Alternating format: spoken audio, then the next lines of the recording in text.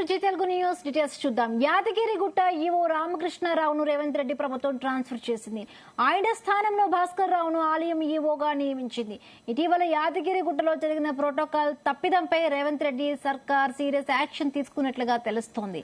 ఇటీవల CM Revanth, deputy CM Bhatti, మంత్రులు యాదాద్రికి వెళ్లినప్పుడు ప్రోటోకాల్ తప్పిదం జరిగింది.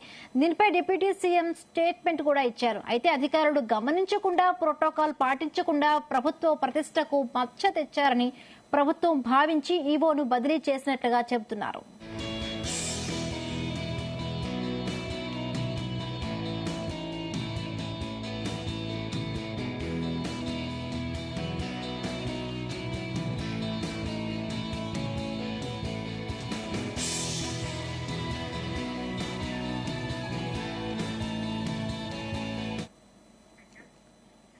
పసుపు ధరలు వరుసగా రికార్డు క్రియేట్ చేస్తున్నాయి. మహారాష్ట్రలోని సాంగ్లీ మార్కెట్లో ఆల్ టైమ్ రికార్డు ధర పలికింది. ఉమ్మడి నిజామాబాద్ కు చెందిన అంక్సాపూర్ రైతుకు చెందిన పసుపు క్వింటాల్ కు అత్యధికంగా 20,150 రూపాయలు పలికింది. తాజాగా ధరలతో పసుపు రైతులు హర్షం వ్యక్తం చేస్తున్నారు. దీనికి తోడు రాష్ట్రంలోనూ మెట్పల్లి, నిజామాబాద్ మార్కెట్లోనూ పసుపుకు భారీగా డిమాండ్ ఉంది. రీసెంట్ గా అత్యధికంగా నిజామాబాద్ మార్కెట్లోనూ పసుపుకు అత్యంత ధర పలికింది. ముందు ముందు పసుపు మరింత రేటు వచ్చే అవకాశం ఉందంటున్నారు రైతులు.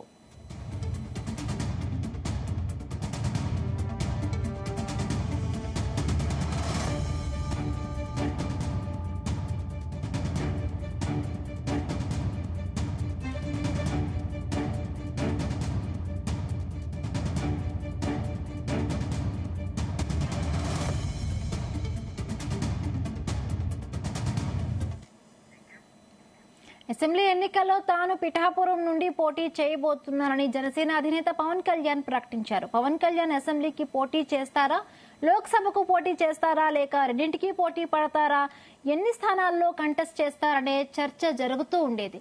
అయితే పిఠాపురం నుండి పోటీ చేస్తారని ఆ సెగ్మెంట్ నేతలు, కార్యకర్తల సమావేశంలో పవన్ ప్రకటించారు. ప్రస్తుతానికి ఎంపీగా పోటీ చేసే ఆలోచన లేదని స్పష్టం చేశారు పవన్ కళ్యాణ్.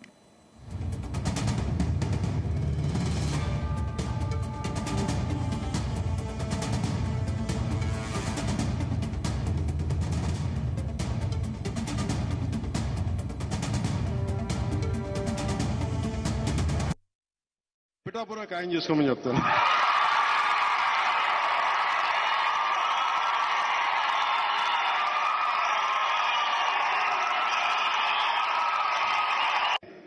పిఠాపురం ఖాయం చేసుకోమని చెప్తాను.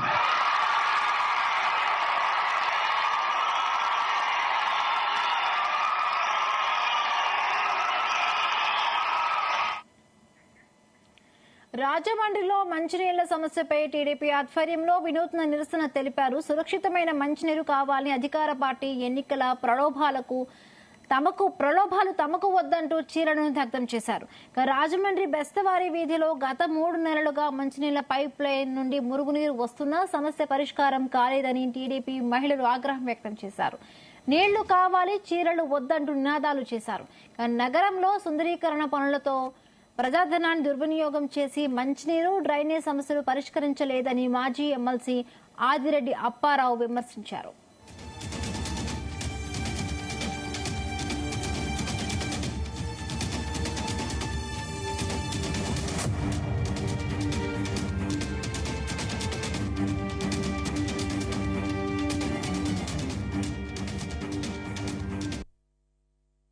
పరామర్శ అయింది. ఆ సందులోకి అసలే ఇరుకు రోడ్డు, దాంట్లో ఒక 2 అడుగులు వెడల్పు పొయ్యి తవ్వుకుంటూ వెళ్ళిపోయారు. అక్కడ ఉన్న లేడీస్ ముసలోళ్ళు ఏమన్నారంటే, ఏమంటే ఇందులో పడిపోతే మేము ఏమైపోతాం, కాళ్ళు చెయ్యి ఇరిగిపోతుంది, ఇది అప్పుడే 25 రోజుల నుంచి తవ్వేసి వదిలేశారండి, పట్టించుకోవట్లేదు అన్నారు.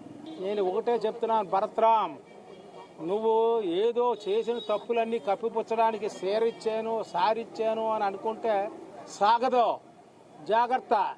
నీకు ఒకటే, నువ్వు చీరలు ఎందుకు ఇచ్చావు అనుకుంటున్నావు? ఒక చోటేమో 200 చీరలు ఇచ్చి 200 రూపాయలు విలువైన చీర ఇచ్చావు, ఒక చోటేమో 100 రూపాయలు ఇచ్చావు, క్లాస్ ఏరియాలోనేమో 400 రూపాయలు చీర ఇచ్చావు. ఈ డిఫరెన్స్ ఎందుకు కావాలి అంటే నీకు బాబుకి క్లాస్కి డిఫరెన్స్ నువ్వు ఇక్కడే చూపించేస్తున్నావు. నీ విధానాలే వేరు. నువ్వు మాట్లాడితే డెవలప్మెంట్ డెవలప్మెంట్ డెవలప్మెంట్ అంటావు. అసలు డెవలప్మెంట్ అంటే నీకేమైనా అవగాహన ఉందా? ప్రజలకి మౌలిక వసతులు కల్పించాలనేది ప్రథమ విషయం. మౌలిక వసతులు అంటే వాళ్ళకి మంచినీరు ఇవ్వాలి, మంచి శానిటేషన్ జరగాలి, డ్రైనేజ్ బాగోవాలి, రోడ్లు బాగోవాలి. ఈ మానేశావు.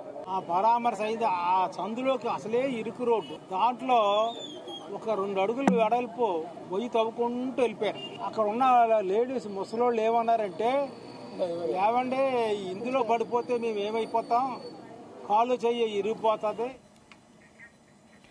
ఎన్నికలు సమీపిస్తున్న వేళ వైసీపీ కార్యకర్తలు అప్రమత్తంగా ఉండాలన్నారు Uttarandhra regional coordinator YV Subbareddy. ప్రతిపక్ష నాయకులు కార్యకర్తలు ఓటర్లను మభ్యపెట్టే ప్రయత్నం చేస్తున్నారని, వారి పట్ల వైసీపీ కార్యకర్తలు ప్రజలకు అవగాహన కల్పించాలన్నారు. 2014-19 మధ్య టీడీపీ ప్రభుత్వం ఏ విధంగా ప్రజల సంపదను దోచుకున్నది కళ్లారా చూశామన్నారు. తిరిగి వారి మాయమాటను నమ్మి అధికారం కట్టబెడితే ప్రజలు అన్ని విధాలా నష్టపోతారన్న విషయం ప్రజలకు వివరించాలని సూచించారు. శ్రీకాకుళం జిల్లా ఆముదాల వలసలో నిర్వహించిన నియోజకవర్గ విస్తృత స్థాయి సమావేశంలో ఆయన పాల్గొన్నారు.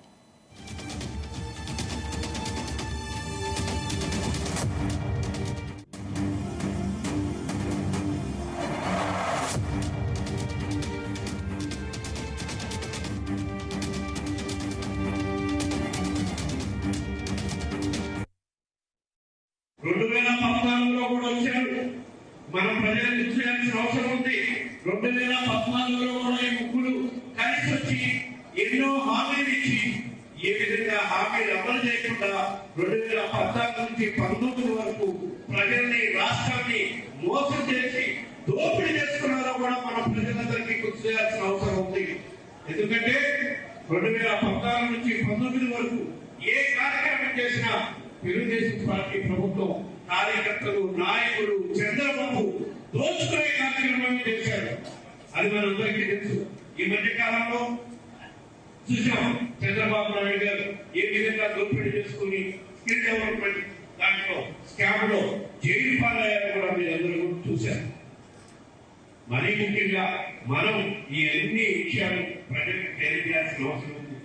ఇవన్నీ ఒకేంటంటే ఈ 5 సంవత్సరాల నుంచి మన గౌరవ ముఖ్యమంత్రి గారు 2019 నుంచి ఇప్పటి వరకు 4 సంవత్సరాల 10 నెలల వరకు ఏ విధంగా సంక్షేమ పాలన అమలు చేస్తున్నారు, ఏ విధంగా పేదలు, బలహీన వర్గాలు, బడుగు వర్గాలకి ఎటువంటి ఇబ్బంది లేకుండా వాళ్ళు సుఖంగా, సంతోషంగా ఉండే విధంగా ఏ విధంగా సంక్షేమ పథకాలు అమలు చేస్తున్నారో కూడా ప్రతి కుటుంబానికి మనం గుర్తు చేయాల్సిన అవసరం ఉంది.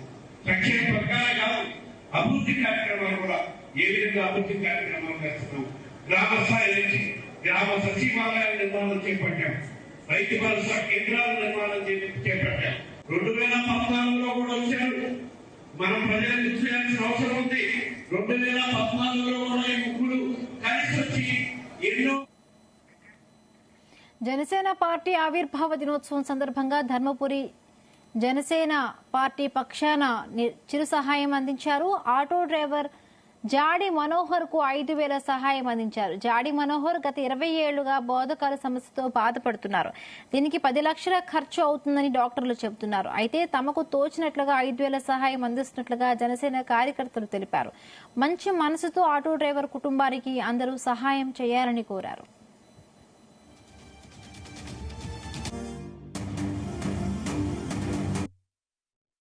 ఈరోజు జనసేన 11వ ఆవిర్భావ దినోత్సవాన్ని పురస్కరించుకుని ధర్మపురి నియోజకవర్గంలోని బుద్దేశ్పల్లి గ్రామంలో, మారుమూల గ్రామంలోని మనోహర్ గారు బోధకాలతో అవస్థపడుతూ తన కుటుంబాన్ని, తన జీవనాన్ని గడుపుతున్నారు.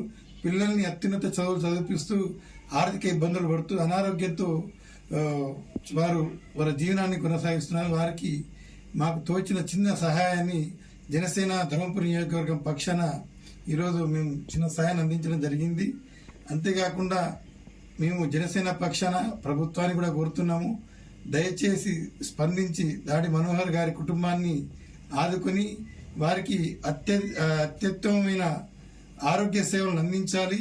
దానికి ప్రభుత్వం ముందుకు వచ్చి ప్రభుత్వం ద్వారా వారికి సరైన వైద్య సదుపాయం కల్పించాలని మనస్ఫూర్తిగా కోరుకుంటూ జై జనసేన, జై జై జనసేన. ఈరోజు జనసేన 11వ ఆవిర్భావ దినోత్సవాన్ని పురస్కరించుకుని ధర్మపురి నియోజకవర్గంలోని బుద్ధేశ్పల్లి గ్రామంలో మారుమూల గ్రామంలోని మనోహర్ గారు బోధకాలతో మాజీ MP Visakha north MLA Ganta Srinivasarao రాజకీయ భవిష్యత్తు ప్రశ్నార్థకంగా మారింది. టీడీపీ రెండో జాబితాలోనూ గంటాకు చోటు దక్కలేదు. దీంతో ఋషికొండలో తన సన్నిహితులతో కీలక సమావేశం నిర్వహించారు గంటా. విజయనగరం జిల్లా చీపురుపల్లి నుండి పోటీ చేయాలని గంటాకు ఆదేశించింది టీడీపీ అధిష్టానం. అయితే చీపురుపల్లి నుండి పోటీ చేయడానికి నిరాకరించారు గంటా. భవిష్యత్తు కార్యాచరణ కోసం సన్నిహితులతో కీలక సమావేశం నిర్వహించారు.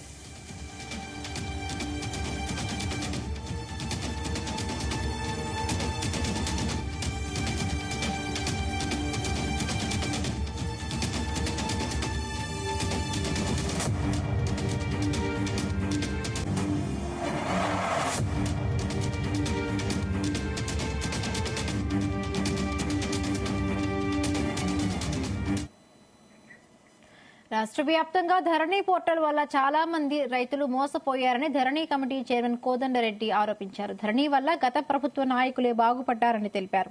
ధరణి లోపాలను అధిగమించడానికి ధరణి పోర్టల్ నూతన కమిటీని కాంగ్రెస్ పార్టీ ప్రభుత్వం ఇచ్చిన సూచనల మేరకు ఏర్పాటు చేశామన్నారు. ధరణి వల్ల మోసపోయిన సన్నకారు రైతులకు అందులోని లోపాలను వెలికితీసి సాఫ్ట్వేర్ సమస్యలు, నూతన చట్టాలను ఏర్పాటు చేసి రైతులకు న్యాయం జరిగేలా చర్యలు తీసుకుంటామని హామీ ఇచ్చారు.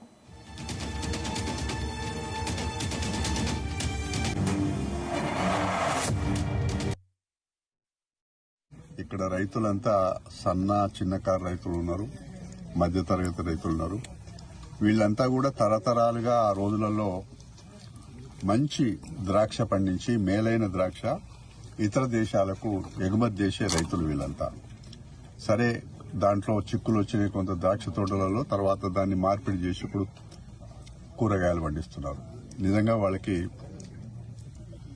రాష్ట్ర ప్రభుత్వం పక్షాన వారికి ధన్యవాదాలు తెలియజేస్తూ 2 మాటలు ఇక్కడ.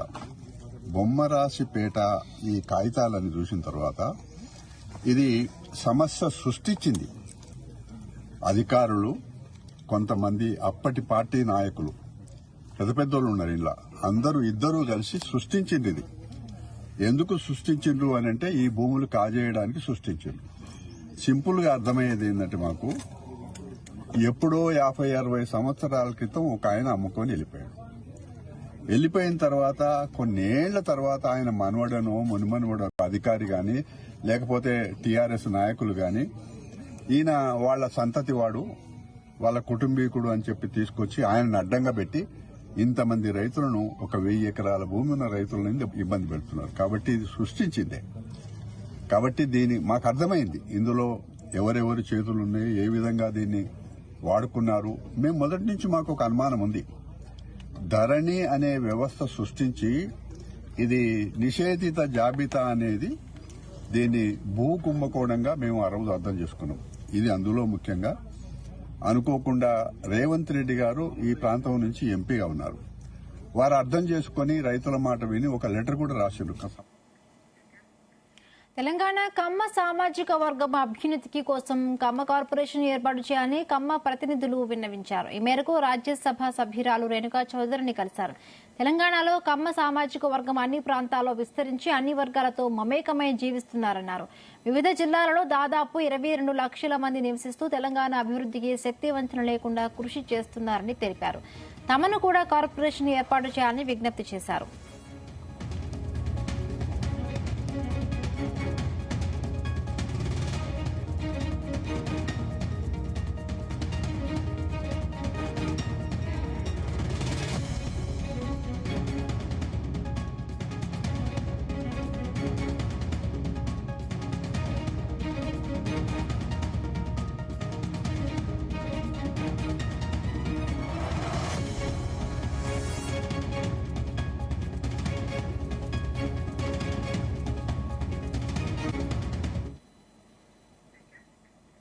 రంగారెడ్డి జిల్లా షాద్నగర్ నియోజకవర్గంలో కాంగ్రెస్ పార్టీ బైక్ ర్యాలీని కొనసాగుతోంది.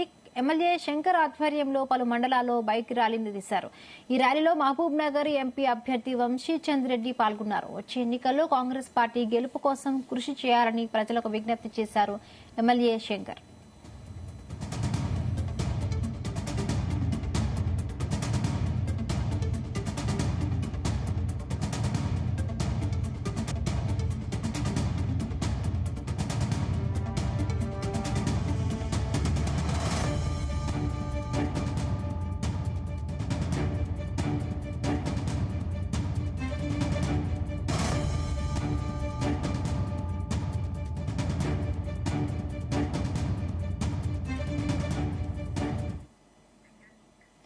దిల్సుఖ్ నగర్ బస్ స్టేషన్ ప్రాంగణంలో నూతనంగా ఏర్పాటు చేసిన లాజిస్టిక్స్ మోడల్ కౌంటర్ ను సంస్థ ఎండీ విసి షజ్జనార్ ప్రారంభించారు. కొత్త కౌంటర్ లో ఒక పార్సిల్ ను బుకింగ్ చేసి రసీదును వినియోగదారుడు శివకుమార్ కు అందజేశారు. అనంతరం లాజిస్టిక్స్ విభాగంలో కొత్త లోగో బ్రోషర్ ను ఆర్టీసీ ఉన్నత అధికారులతో కలిసి ఆవిష్కరించారు. పార్సిల్ హోమ్ పికప్ డెలివరీ కోసం వినియోగించే కొత్త వాహనాన్ని జెండా ఊపి ప్రారంభించారు. టీఎస్ఆర్టీసీ లాజిస్టిక్స్ విభాగం తెలంగాణలో అతి వేగంగా పార్సిళ్లను డెలివరీ చేసే వ్యవస్థ అని అన్నారు. ప్రతిరోజు సగటున 15,000 పార్సిళ్లను బట్వాడా చేస్తున్నామని తెలిపారు. ఈ ఆర్థిక సంవత్సరంలో 50 లక్షల పార్సిళ్లను టీఎస్ఆర్టీసీ బస్సుల్లో రవాణా చేశామని పేర్కొన్నారు. ఆ పార్సిళ్ల రవాణా వల్ల టీఎస్ఆర్టీసీకి సుమారు 120 కోట్ల రెవెన్యూ వచ్చిందని వెల్లడించారు.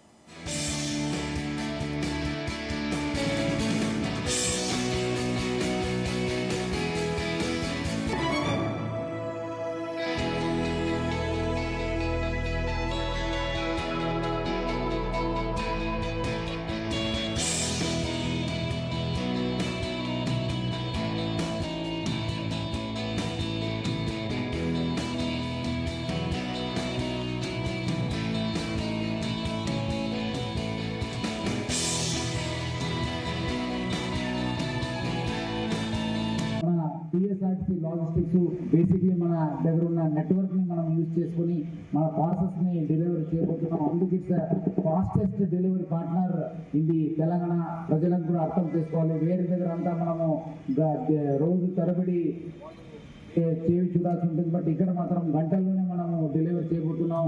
మన టెక్నాలజీ వైజ్ ఆల్సో మనము ఇంప్రూవ్ కావడం జరిగింది. హోమ్ పికప్ హోమ్ డెలివరీ కూడా మనము స్టార్ట్ చేయబోతున్నాం. సో ప్రజలందరూ కూడా ఇప్పుడే బాగా పెద్ద సంఖ్యలో మనము ఆదరిస్తున్నారు. ఇంకా వచ్చే రోజు కూడా ఆదరించి ఈ యొక్క లాజిస్టిక్స్ ని సేవను అందరూ కూడా యూజ్ చేసుకోవాలని చెప్పి కోరుతున్నాను. ఈ రోజు ఇక్కడ ఒక మంచి కార్యక్రమం ఏర్పాటు చేసిన మన శ్రీధర్ కి, మన కార్బోహైడ్ కి, సంతోష్ కి, మన మధు, అభిరామ్, వర్షిత్ కి, మన ఈడీ అడ్మిన్ కృష్ణకాంత్ కి, సిఓ గారికి, మన ఈడీ గిద్దరికి అందరు కూడా నేను పేరు పేరు అభినందిస్తున్నాను. లాజిస్టిక్స్ టీమ్ చాలా గొప్ప పని చేస్తున్నాం. ఎందుకంటే మనం మళ్ళీ ఇప్పుడు చూస్తే 97% మాత్రమే మన ట్రాఫిక్ రెవెన్యూ నుంచి వస్తుంది. 3% రెవెన్యూ అదర్ సోర్సెస్ నుంచి వస్తుంది. దాంట్లో ముఖ్య భాగము మన లాజిస్టిక్స్. ఆల్రెడీ టీఎస్ఆర్టీసీ మనం ఓన్లీ మన ట్రాఫిక్ రెవెన్యూ పైన, బస్ ప్రయాణికుల పైన ఆధారపడకుండా వేరే పైన కూడా మనము బాగా ప్రయత్నం చేయడం జరుగుతుంది. లాజిస్టిక్స్ తో పాటు వాటర్ బిజినెస్ కూడా స్టార్ట్ చేయడం జరిగింది. స్నాక్స్ కూడా సప్లై చేయడం జరిగింది. ఇట్లా మనము చాలా రకరకాల ఇనిషియేటివ్స్ ప్లాన్ చేయడం జరిగింది. సో ప్రజలందరూ కూడా మా సేవను యూజ్ చేసుకోవాలని చెప్పి కోరుతున్నాను. ఆల్రెడీ మన చారిత్రాత్మక స్కీమ్ అయిన మహాలక్ష్మి ద్వారా ఆల్రెడీ 25 కోటి మహిళలు, ఆడపిల్లలు, థర్డ్ జెండర్ వాళ్ళు ఆల్రెడీ చాలా గర్వంగా అనిపిస్తుంది. ఆ దాదాపు 900 కోట్లు. ఉమ్మడి అనంతపురం జిల్లా కేంద్రంలో జనసేన పార్టీ 10వ ఆవిర్భావ దినోత్సవ వేడుకలు గ్రాండ్ గా నిర్వహించారు. ఈ సందర్భంగా జెండా ఎగురవేసి భారీ కేక్ ను కట్ చేసి సంబరాలు జరుపుకున్నారు. ఒకరితో ప్రారంభమై లక్షలాది మంది కార్యకర్తలను సంపాదించుకున్న ఏకైక పార్టీ జనసేన పార్టీ అన్నారు. అనంతపురం జిల్లాలో పొత్తుల్లో భాగంగా ఏ పార్టీకి టికెట్ కేటాయించినా కలిసికట్టుగా పనిచేస్తామన్నారు. రాబోయే 2024 ఎన్నికల్లో టీడీపీ, బీజేపీ, జనసేన అధికారంలోకి రావడం ఖాయమన్నారు.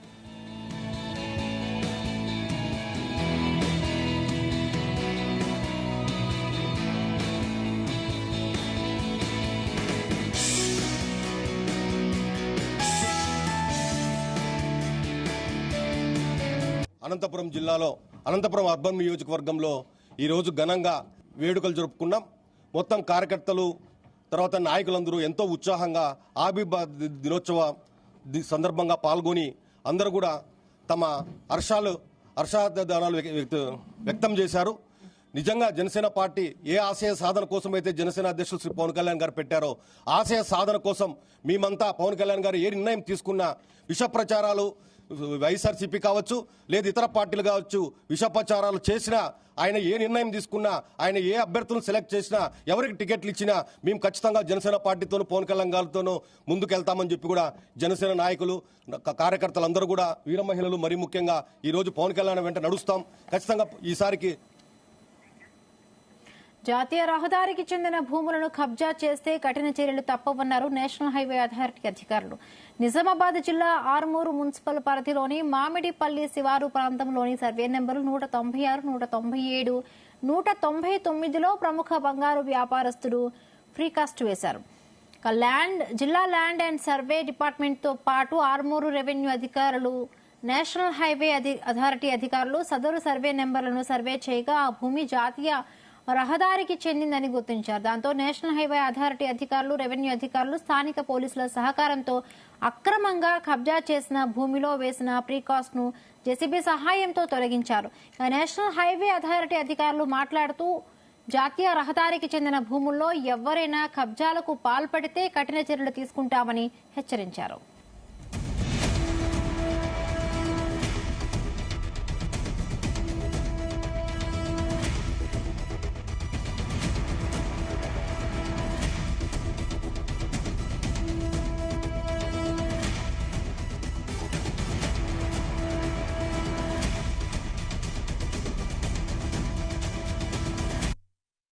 ఈరోజు ఎన్హెచ్ ఆఫీస్ నుండి కామారెడ్డి పిఐ తరఫున మేము ఇక్కడ రావడం జరిగింది.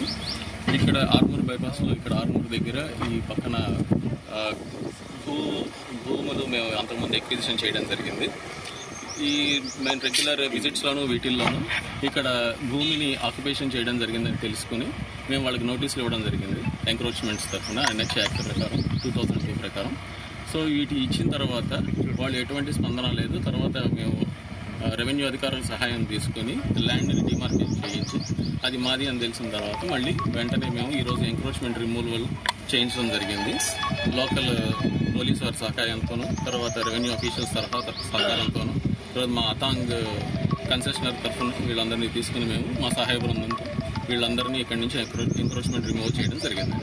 తర్వాత ఇలాంటివి ఎక్కడ జరిగినా కూడా మేము వెంటనే యాక్షన్ తీసుకుని వాళ్ళ చర్యలు తీసుకుంటాం వాళ్ళ మీద. ఇప్పుడు ఎంక్రోచ్ అయిన వాళ్ళు మీరు ఏమైనా చర్యలు తీసుకుంటారా? వాళ్ళు ఎంత ల్యాండ్ ఎంక్రోచ్ చేయారు?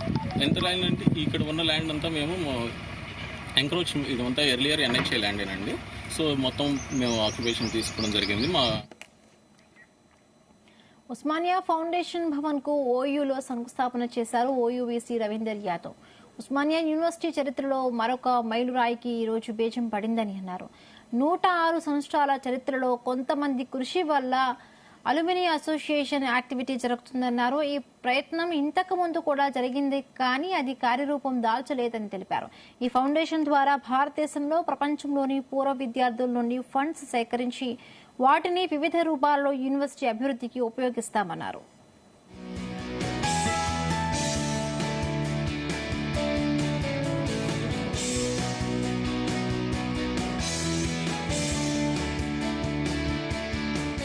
యూనివర్సిటీ చరిత్రలో మరొక మైలురాయి ఈరోజు పడింది. 106 సంవత్సరాల ఉస్మానియా చరిత్రలో చాలామంది కృషి వల్ల అలుమ్ని అసోసియేషన్ దాని యాక్టివిటీస్ కొంత మేరకు జరిగింది. ఈ ప్రయత్నం ఇంతకుముందు కూడా కొంత జరిగింది, కానీ అది కార్యరూపం దాల్చలేదు.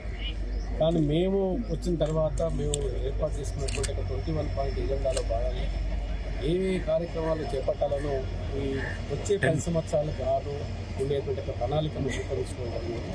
ఆ ప్రణాళికలో భాగంగా ఈ యొక్క ఉస్మానియా ఫౌండేషన్ ఏర్పాటు చేయాలి.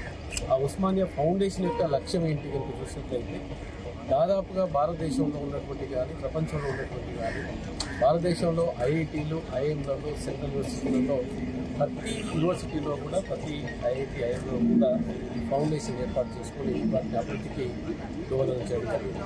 అదేవిధంగా ఉస్మానియా యూనివర్సిటీ ఫౌండేషన్ డేకి ఇన్వైట్ చేసినప్పుడు పెద్దలు సూచించిన మేరకు ఉస్మానియా ఫౌండేషన్ ఏర్పాటు చేసినట్లయితే సెక్షన్ 8 కంపెనీ కింద మనం అలుమ్ని నుంచి రిసోర్సెస్ మొబైలైజ్ చేయడానికి అవకాశం ఉంటుంది. అలుమ్ని అసోసియేషన్స్ కూడా లిమిటేషన్స్ ఉంటాయి, కానీ ఫౌండేషన్కి ఆ లిమిటేషన్స్ ఉండవు. అన్ని అసోసియేషన్స్ను ఒకే అంబ్రెల్లా కింద తీసుకురావడానికి ఉద్దేశించి 1.5 year బ్యాక్ ఈసీలో ఒక రెజల్యూషన్ పాస్ చేయడం జరిగింది. ఉస్మానియా ఫౌండేషన్ ఏర్పాటు చేయడానికి సెక్షన్ 8 కంపెనీని ఏర్పాటు చేసిన తర్వాత మేము అప్రోచ్ అయినటువంటి వ్యక్తులు కావచ్చు, కార్పొరేట్ సంస్థలు కావచ్చు. విద్యార్థులు ఒకరినొకరు దాడి చేసుకున్న ఘటన మహబూబ్ నగర్ జిల్లా బాలానగర్ సాంఘిక సంక్షేమ గురుకుల పాఠశాలలో చోటు చేసుకుంది. పరీక్షలు ముగిసి మరికొన్ని గంటల్లో ఎవరి ఊర్లకు వారు వెళ్లాల్సిన సమయంలో తమ మనసులోని కక్షనంతా తీర్చుకున్నారు. సినిమాల ప్రభావంతో ఈ దాడులు చేసుకోవడం విద్యార్థులంతా ఒక్కసారిగా భయోందోళనకు గురయ్యారు. అర గంటల సమయంలో ఇంటర్ విద్యార్థులు 10వ తరగతి విద్యార్థులపై దాడికి దిగారు. ఇటీవల పలుమార్లు విద్యార్థుల మధ్య గొడవలు చెలరేగడంతో కక్ష పెంచుకున్నారు. ఇంటర్ పరీక్షలు ముగిసే సమయంలో తమను అడిగే వారే లేరంటూ 10వ తరగతి విద్యార్థులపై దాడికి దిగారు. దీంతో 9 మంది 10వ తరగతి విద్యార్థులకు స్వల్ప గాయాలయ్యాయి. ఇంత జరిగినా పాఠశాల ప్రిన్సిపల్ మరుసటి రోజు దాకా ఆ విషయాన్ని గోప్యంగా ఉంచారు. గాయపడ్డ విద్యార్థుల ద్వారా విషయం బయటకు పొక్కింది. విషయం తెలుసుకున్న విద్యార్థి సంఘాల నాయకులు అక్కడకు చేరుకుని జరిగిన సంఘటనపై ఆరా తీశారు. పాఠశాల ప్రిన్సిపల్ మాత్రం అలాంటివేమీ జరగలేదు అన్నట్లుగా వ్యవహరించడంతో విద్యార్థి సంఘాల నుండి విమర్శలు ఎదురయ్యాయి. విద్యార్థులు దాడి చేసుకున్న ఘటనకు సంబంధించి సీసీ కెమెరాలు రికార్డు బయటకొచ్చాయి. దీంతో విద్యార్థి సంఘాలు స్థానిక పోలీసులకు సమాచారం అందించారు.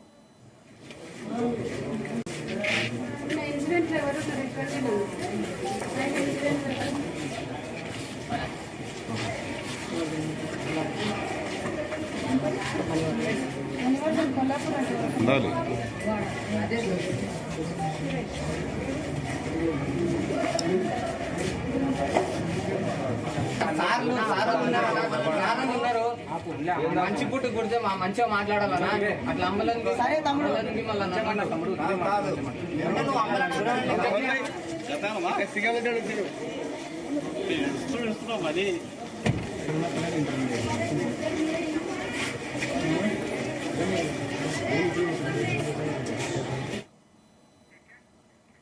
ఇవి ఇప్పటి వరకు ఉన్న అప్డేట్స్. చూస్తూనే ఉండండి జీ తెలుగు న్యూస్, నిజం నిక్కచ్చిగా.